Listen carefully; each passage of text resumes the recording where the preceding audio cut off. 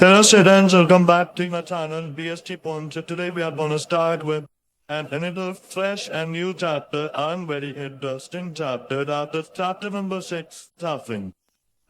In previous video we have completed chapter 5, Organizing, with some question answers also. And we also try to complete this chapter also in 3 parts फोकसली, ठीक है।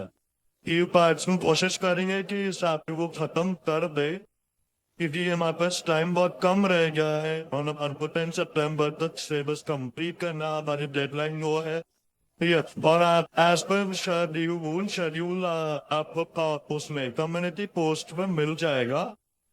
जो schedule आप post करने वाले हैं कि हमारा आगे का ये कैसे सिलेबस कैसे गो थ्रू होगा till your board's examination for class 12 BST के लिए हम कैसे क्या शेड्यूल है वो हर हफ्ते का पोस्ट होगा कम्युनिटी पोस्ट पे। और इस हफ्ते जो है स्टाफिंग चलने वाला है आपका, और साथ ही साथ कोशिश करेंगे कि हम डायरेक्टिंग को स्टार्ट कर दे और मैक्सिमम खत्म कर दे, उसके से क्वेश्चन आंसर्स बच जाए। ये और कंट्रोलिंग भी फिर छोटा चैप्टर है तो कोशिश करेंगे इसको 2 पार्ट में खत्म कर देंगे। तो हमारा टारगेट है 10 सितंबर से तक खत्म हो जाएगा as per all the calculations. और उसके बाद we are gonna do with the 20 days नहीं है हमारे पास 10 सितंबर के बाद। ये वाला 10 डेज है हमारे पास, हम 10 डेज हर इन चैप्टर्स के एमसीक्यू करेंगे। हर वीडियो अलग रहेगी, एमसीक्यू के अलग, लॉन्ग क्वेश्चन आंसर्स और शॉर्ट क्वेश्चन आंसर्स, ऐसे सारे वीडियोस आने वाले हैं। सो अपन सीट पर टाइप कर लेना। We're gonna do with the lower and more practice. Okay. So let's start with the chapter number 6, that is staffing. What do you mean by staffing? मैंने आपको चैप्टर नंबर 1 में topic था function of management, उसमें staffing का मतलब बताया था right person to right job. इसका मतलब क्या होता है? स्टाफिंग का मतलब होता है अपॉइंट करना, स्टाफ को अपॉइंट करना, राइट पर्सन को राइट जॉब में फिक्स करना। अब मेरी जॉब, अगर मेरे पास स्पेशलिटी है एचआर मैनेजर की, तो मैं एचआर मैनेजर की जॉब के लिए स्पेशलिस्ट हूँ। अगर तुम मुझे फाइनेंस डिपार्टमेंट में भिजवा दोगे, उधर मेरी जॉब लगेगी, तो मैं क्या उधर इफेक्टिवली काम कर पाऊंगा? क्या मैं उधर एफिशिएंटली काम कर पाऊंगा? नहीं कर पाऊंगा। तो किस वजह से स्टाफिंग का मतलब ही होता है राइट पर्सन, सही पर्सन होना चाहिए, उसकी उसकी एक्सपर्टीज होनी चाहिए और वो उस काम में अपॉइंट होना चाहिए, यानी कि right person and right job. Staffing का दूसरा synonym. The staffing means putting people to job, यानी कि अपॉइंट करना।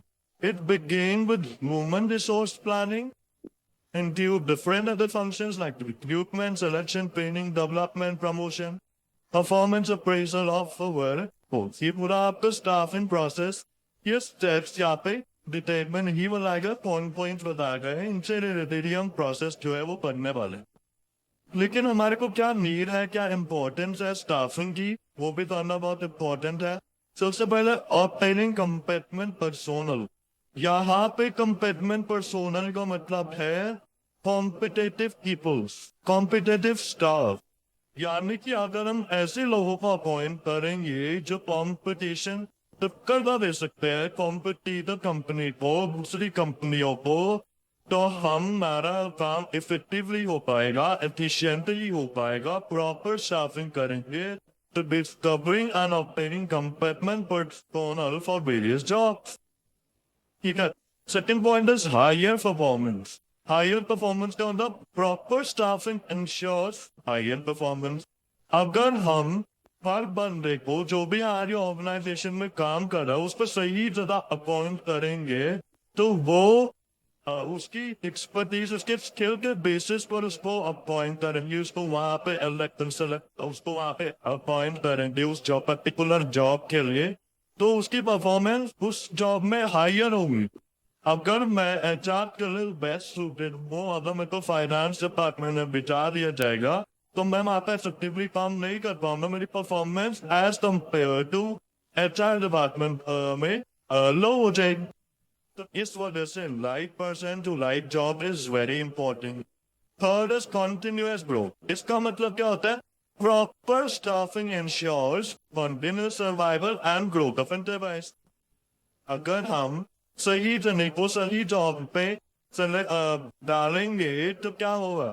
वो उसकी परफॉर्मेंस हायर होगी, इफेक्टिवली काम होगा, एफिशिएंटली काम होगा। इससे क्या होगा? तुम्हारी ऑर्गेनाइजेशन की ग्रोथ और सर्वाइवल इंक्रीज होगा and you will be there in the market for long run. Fourth point is optimum utilization of human resource. इसका मतलब क्या होता है? To prevent under utilization of personnel and high labour cost, यानी कि जिसमें हालांकि स्टाफिंग में क्या आता है? कॉस्ट तुम्हारी कम कर देता है ये, और यूटिलाइजेशन ऑफ पर्सन यानी कि रिसोर्सेस का वेस्टेज कम कर देता है, minimize wastage of resource and maximize optimum utilization of. इतना बात समझ में आ गया ना? इसके बाद first point is improve job satisfaction. Improve job satisfaction का मतलब क्या होता है? मोरल ऑफ एम्प्लॉय को इम्प्रूव करना, उनको मोटिवेट करना टू परफॉर्म बेटर, उनकी सैलरी में थोड़ा सा इंक्रीमेंट करना। Not we all do in directing motivation वाला पार्ट और पे सारा करना, ठीक है, इंसेंटिव देना, तो जॉब सेटिस्फैक्शन को इम्प्रूव करता है, लोगों की, एम्प्लॉयज की, उनके मोरल को इम्प्रूव करता है। ठीक है, next topic is that we have is HRM. HRM, it is very important. Can be asked in CBSE Board 2025. HRM is Human Resource Management. But function of Human Resource Management is to provide skill and human elements to the enterprises. यानी कि skill बंदे enterprises में पहुंचाना। Therefore, big enterprise create a separate department. It's what they say. The बड़ी enterprise organizations होती है, वो HRM एक separate department बना देते हैं हम स्किल लोगों का। इस वक्त स्किल लोग होते हैं, उस डिपार्टमेंट को कहते हैं ह्यूमन रिसोर्स डिपार्टमेंट, और वो डिपार्टमेंट HR मैनेजर्स के अंदर काम करता है। यानी कि उसमें कौन कौन होता है? HR मैनेजर्स होते हैं। इसकी डेफिनेशन क्या हो गई? HRM की is the recruitment, selection, development, utilization, compensation and motivation of human resource organization. ठीक है, अब क्या staffing is a part of HRM? A question can be asked in board 2025. The scope of human resource management is bigger than staffing. When it is staffing और HRM दोनों concept में HRM is more bigger than as compare to staffing. So इसमें HRM के अंदर staffing आता है, keeping personal record, provide expert services and other work. अब बात है आ रहा process of staffing. Process of staffing देखिए, सबसे पहला that is estimating man power requirement. Estimating man power requirement का मतलब क्या होता है? तुम्हारे को ऑर्गेनाइजेशन में कितने लोग चाहिए, किस काम के लिए चाहिए, कब तक के लिए चाहिए, यानी कि इसमें दो आपके वो आ जाते हैं, that is workload analysis and workforce analysis. ठीक है, कि कितना काम करना है, कितने के लिए चाहिए, क्या चाहिए। इसके बाद है recruitment. Now you have to recruit, उनको अपॉइंट करना होगा, selecting the best candidate among the ability, selecting among from the applications, यानी कि जो एप्लीकेशंस तुम्हारे पास आई है उनमें से लोगों को सेलेक्ट करना, सेपरेट करना, छाटना, फिर उनको प्लेसमेंट देना, यानी कि is the first day placement, यानी कि जब वो फर्स्ट डे ऑर्गेनाइजेशन में ज्वाइन करते हैं तो उनको उनकी सही स्किल्स जॉब पर प्लेस करना। ओरिएंटेशन का मतलब फर्स्ट डे जब है उनका जॉब पर उनको रूल्स एंड रेगुलेशन से अवेयर आउट करना, प्रोसीजर ऑफ टेकिंग हॉलीडेज, उनको फेलो मीट से, सुपीरियर से, सबॉर्डिनेट से, सबसे अवेयर करना, सबसे मिलाना जुलाना, ये हो गया कोर एम्बिश। ट्रेनिंग एंड डेवलपमेंट में क्या होगा? ट्रेनिंग एंड डेवलपमेंट में आपको क्या करना है? ट्रेन यानी कि उसकी जॉब कर ले, ये नहीं क्या चलो उसमें एक्सपर्टीज है, बट है तो फ्रेशर ही ना, तो you have to train him, you have to develop his mind, to develop his mind to do the work By similar, you have by several methods. Battle war development है. And training is उसी को उसी काम में expertise कर. ठीक है, उसको उसी काम में expertise कर. We are gonna do this process of staffing in next part with NCERT deeply.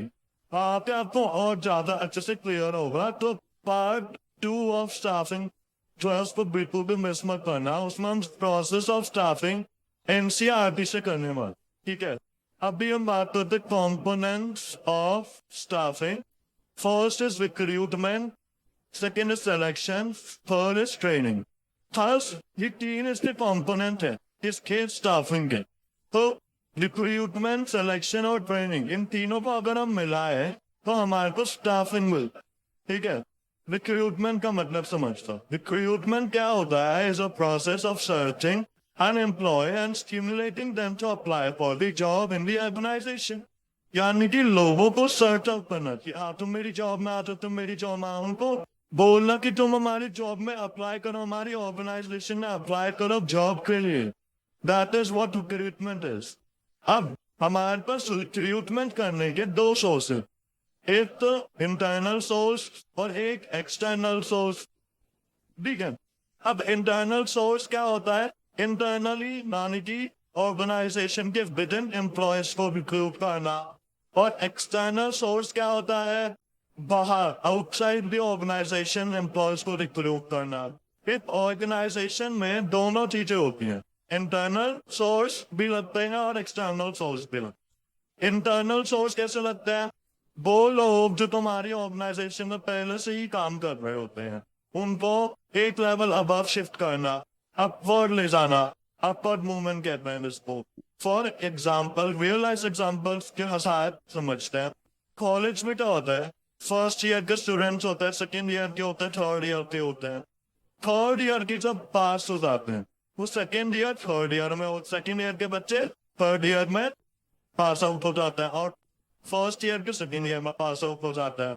अब हमारे पास एक सीट, एक बैच ऑफ स्टूडेंट्स जो है खाली है. कौन सा? फर्स्ट ईयर वाले बच्चे जो सेकेंड ईयर में. तो हमारे पास फर्स्ट ईयर नीचे फर्स्ट लेवल जो है वो खाली पड़े. अब हमें उसमें अपॉइंट करना है, स्टूडेंट्स को लाना. तो that is what internal source. हमने इंटरनल सोर्स में क्या करा? जो लेवल हमारे पास खाली थी, टॉप लेवल खाली थी, तो उनको लोअर लेवल को टॉप लेवल पर रिक्रूट करा. That is internal source. लेकिन हम एक ऑर्गेनाइजेशन में कंप्लीटली इंटरनल सोर्स नहीं लगा सकते क्योंकि जैसे कॉलेज वाले एग्जाम्पल में लोअर लेवल जो फर्स्ट लेवल थी वो खाली हो गई. उसके लिए आपके पास इतने बच्चे नहीं है कोई, तो आपको बाहर से एक्सटर्नल सोर्स लगाना पड़ेगा तभी ताकि वो फरे. तब उसके बाद इंटरनल सोर्स अब ऐसा लग सकता है. That is what internal source and external source. समझ में आप इस एग्जाम्पल के साथ? इंटरनल सोर्स क्या होता है? Refers to inviting candidate from within the organization. अब उसके लिए क्या क्या है? अब हम इंटरनल सोर्स दो तरीके से कर सकते. सबसे पहला ट्रांसफर और दूसरा प्रमोशन, तीसरा lay off. Lay off is not in your NCERT but as a part of extra it can be asked in your board. Do it. Okay, transfer का मतलब क्या होता है? एक जॉब से दूसरी जॉब में ट्रांसफर करना एम्प्लॉय को, एक डिपार्टमेंट से दूसरे डिपार्टमेंट में ट्रांसफर करना एम्प्लॉय को, from one place to another place shift करना एम्प्लॉय को. But they are at the same level. They are at the same level. मैंने कहा मैं प्रोडक्शन डिपार्टमेंट में हूँ एबीसी कंपनी मद्रास में. अब मेरे को शिफ्ट कर दिया है एबीसी कंपनी कानपुर में प्रोडक्शन डिपार्टमेंट में. तो दैट इज ट्रांसफर. यार ये कह लो कि मैं प्रोडक्शन डिपार्टमेंट में था, अब उसी पोस्ट में जो प्रोडक्शन डिपार्टमेंट में थी अब मेरे को ट्रांसफर करके फाइनेंशियल डिपार्टमेंट में डाल दिया, लेकिन पोस्ट हुई. तो यानी कि यहाँ पर जस्ट ट्रांसफर होता है. याद रखना, transfer is at same level. ठीक है, प्रमोशन जो होता है उस पर तुम्हारी लेवल चेंज होती है. तुम लोअर पर हो तो मिडिल हो जाएगी, मिडिल पर हो तो हाई हो जाएगी, पढ़ाई कोई बात, रिटायरमेंट हो गई. तो दिस इज व्हाट प्रमोशन है, जिसमें हम उनको हायर पोजीशन के लिए शिफ्ट कर देते हैं. उनकी रिस्पॉन्सिबिलिटीज, अथॉरिटी बढ़ जाती है, फैसिलिटीज और उनकी सैलरी कंपनसेशन भी बढ़ जाती है. ले ऑफ की बात करें to recall the temporary workers for work is called layoff. यानी कि जो तुम्हारे temporary workers हैं, जो कभी तुम्हें किसी पर्टिकुलर जॉब के लिए अपॉइंट करते हो और सिर्फ कुछ समय के लिए हटा दो, यानी कि स्पेसिफिक पीरियड के लिए आते हैं, वो टेम्परेरी वर्कर्स होगा, उसको हम ले ऑफ कहते हैं, ठीक है। अब एडवांटेजेस समझते हैं इंटरनल सोर्स ऑफ रिक्रूटमेंट के। सबसे पहला एडवांटेज है that is employees are motivated to improve their performance. अगर हम उन पर प्रमोशन करेंगे तो वो मोटिवेट होने की उनकी परफॉर्मेंस मोटिवेट होने की उनको प्राइमरी हाँ मैं तो हाई लेवल पर शिफ्ट कर देगा, मेरे पास हाई रिस्पॉन्सिबिलिटी है, हाई अथॉरिटी, मेरे को पे भी ज्यादा मिल रहा है। अब वो उसका माइंडसेट गुड होगा, पॉजिटिव हो गया, तो वो उसकी परफॉर्मेंस भी पॉजिटिव होगी, हाई एंड जाएगी, इफेक्टिवली एफिशिएंटली काम करेगा, प्रॉफिट इंक्रीज करेगा, अल्टीमेटली ऑर्गेनाइजेशन को हम वो होगा, ठीक है। Second is internal recruitment also specify the process of selection and replacement. अगर तुम internal recruitment करते हो तो तुम्हारा process selection का process और replacement process become very simply easy. Third is no wastage of time on the employee training and development. क्योंकि अगर तुम internal source से करते हो यानी कि internal employees उनको तो तुम पहले ही दे चुके हो training development, तो इस पे कोई कॉस्ट बेस्ड नहीं होगी, तुम्हारी एफिशिएंसी नहीं गिरेगी, तुम्हें टाइम बचेगा, कॉस्ट बचेगा। Fourth is filling of jobs internally is cheap. अगर तुम बाहर से किसी बंदे को लोगे तो उसको ज्यादा पैकेज देना पड़ेगा। अब कोई बंदा है, मैं हूँ, मेरा हायर लोअर लेवल पे था, मेरी 80,000 सैलरी थी, अब मेरे को 1 लाख, हाँ 1 लाख कर दी हायर लेवल पे, तो 20,000 का हुआ मैं पे कंपनी का एक्सपेंस। लेकिन अगर कोई बाहर से बंदा अपॉइंट करेंगे तो उसकी सैलरी होगी 40,000, जो बाहर से अभी फ्रेशर अपॉइंट करे 40,000, तो अब कितने का एक्सपेंस हुआ 40,000 का, तो कॉन्स्टेंट में ज्यादा खर्चा हुआ। जो फ्रेशर अपॉइंट करे यानी कि external source is more expensive than internal source of recruitment. अब बात करते हैं लिमिटेशंस ऑफ इंटरनल सोर्स। क्या नुकसान है कि अगर हम सारा ही इंटरनल सोर्स से कर देते हैं, इस वजह से दोनों ही हम यूज करते हैं, ठीक है। इंटरनल सोर्स में पहला है scope for induction of fresh talent is reduce. यानी कि अगर ऑर्गेनाइजेशन में वो पुराने लोग, पुरानी सोच के लोग हो, इतना डेवलप्ड माइंड में नहीं आएगा तो क्या फ्रेश टैलेंट नहीं आएगा। तुम फ्रेश टैलेंट की वजह से पैसे बचाने के चक्कर में एक्सपेंसेस बढ़ जाएंगे या सेक्शन एफिशिएंसी बढ़ जाएगी, सरकट जाएगी, तो तुम इस वजह से फ्रेश टैलेंट नहीं लाओगे, तो तुम्हारी ऐसी परफॉर्मेंस है। जैसे जैसे एक एम्प्लॉय की एज जाती बढ़ती रहती उसका माइंड से पूरा ओल्ड एज में चला जाता है, तो फ्रेश टैलेंट तो गया, नई सोच, जो नई जनरेशन है उसको भी तो मौका देना चाहिए, नहीं चाहिए। That's what the employee may become lethargic, यानी कि वो आलसी हो जाए कि हाँ चलो हमें तो पता ये ऑर्गेनाइजेशन में निकालने तुम्हारा है नहीं, वो लेथार्जिक हो जाएगा, आलसी हो जाएगा, काम फिर परफॉर्मेंस उसकी कम हो जाएगी। The spirit of competition among employees में hamper, जो लोगों में एम्प्लॉयज में आपस में कंपटीशन है ना, नहीं मैं कुछ ज्यादा ला देना, बस नहीं मैंने मैं कुछ ज्यादा सैलरी करनी है, वेजेस बढ़ानी है अपनी, वो थोड़ा हिल मिल जाएगा, वो ऊपर नीचे हो जाएगा। तो इस वजह से भी सारी ऑर्गेनाइजेशन में चांसेस ऑफ कॉन्फ्लिक्ट बढ़ जाते हैं। Frequent transfer of employment may reduce the productivity. Frequent transfer होंगे तो तुम्हारी production he come. So that's all for today. In the next part, we are going to start with external source of recruitment. Till then, take care, bye, and stay healthy and stay safe.